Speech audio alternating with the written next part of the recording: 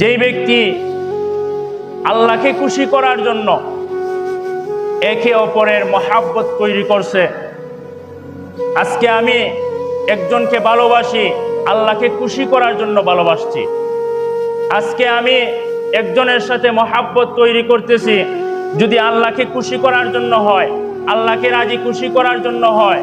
মহান রব্বুল আলামিন বলেন যে কাল হাসরের ময়দানে যখন সূর্যটা থাকবে মাথার উপরে, জমিন হয়ে যাবে তামার জমিন, সূর্যর তাপে মাথার মগজগুলো টকবক করবে, মানুষ গামের মধ্যে হাবুডুবু খাবে, সাঁতার দিবে। ওই সময় আল্লাহর আরশ ছাড়া আর কোনো ছায়া থাকবে না। তখন মহান রব্বুল আলামিন ওই লোকদেরকে ডাক দিয়ে বলবেন, তোমরা কই আছো, উঠে দাঁড়াও, আমার আরশের নিচে স্থান দেওয়া হবে তোমাদেরকে। এইভাবে কাল হাসরের ময়দানে এত সম্মানী জায়গায় এত সম্মান দেওয়া হবে।